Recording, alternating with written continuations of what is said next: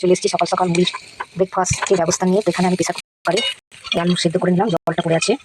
তো এখানে দিয়ে দিয়েছি তেল, 5 ফোড়ন, লং দেখো আর জিরে ফোড়ন দিচ্ছি।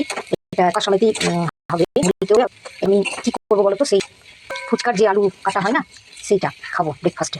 ওই জন্য এইভাবে চোখা সমেত দিলাম। চোখা সমেত ভালো লাগে খেতে। তো আলু চোখা চোখা টাইপের।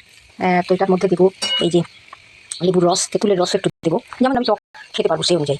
তো একটু হলুদ দিয়ে দিলাম, দেখতে ভালো লাগে। নুন দিয়ে দিয়েছি আমার মতন। মুড়িতে যেহেতু খসে তো অল্প করেই দিয়েছি। আর একটু নিয়ে মশলা দিলাম। তো আরও অনেক রকম মশলা দিলে তো, কিন্তু অত দেওয়ার দরকার নেই। তো জিরে এবং ধনে দিয়েছি।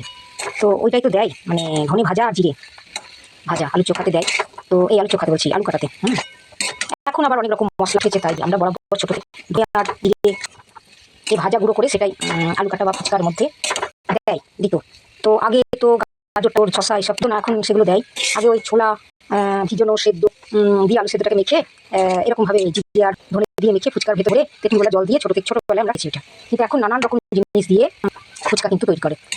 ওই তোমার চানাচুর, সেও ভাজা, তারপরে তোমার সস দিয়ে দেয়, শসা কুচি, ছোলা মটর ওগুলো সেদ্ধ করা, আবার এমনি জানো সব রকম দিয়ে আলুটাকে মেখে তারপরে তোমার ফুচকা।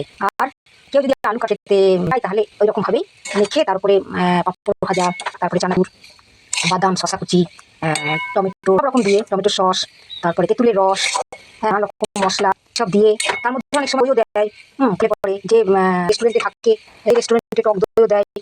তারপরে তোমার সিঙ্গাড়া ভেঙে দেয়, দিয়ে একটা ব্রেকফাস্ট এই আলু কাটার চাট টাইপের করে বিক্রি হয়। আমি সেটাও খেয়েছি, খুবই ভালো লাগে খেতে।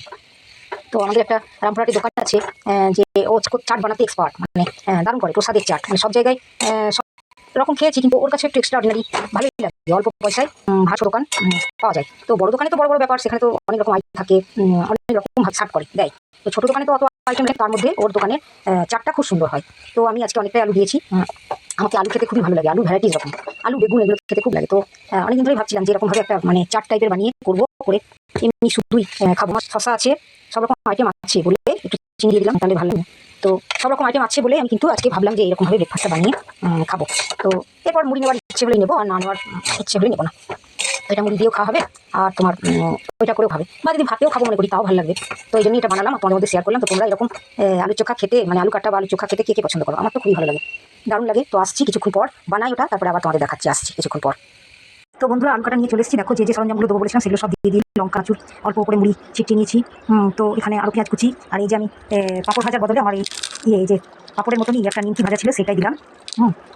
পাঁপড় ভাজা দিলে পাঁপড় ভাজা দিতে ভালো লাগে, খেতে ভালো লাগে, এটা ভালো লাগে। তো এই দিলাম। আর এই যে দেখো লেবুর রস আর তেঁতুলের রস, এটা আমি নিজের ইচ্ছে মতন পরিমাণ মতন কিছুটা নিয়েছি, আরও লাগলে খাই, লাগলে নেব।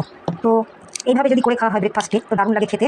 তোমরা একবার করে বানিয়ে দেখো, খেও, তাহলে খুব সুন্দর লাগবে দেখবে, লাজবাব। এই যে লেবুর রস নিয়ে নিলাম। তো এইভাবে আমি প্রায় সময় খাই, আর খুব সুন্দর লাগে, তাই আজকে বানালাম, তোমাদের মধ্যে শেয়ার করলাম। তো তোমরা একবার এরকম করে বানিয়ে খেয়ে দেখতে পারো কেমন লাগে। হেভি লাগে, হেভি, একবার খেলে আবার খেতে মন হবে। তো ঠিক আছে, আসছি কিছুক্ষণ পর।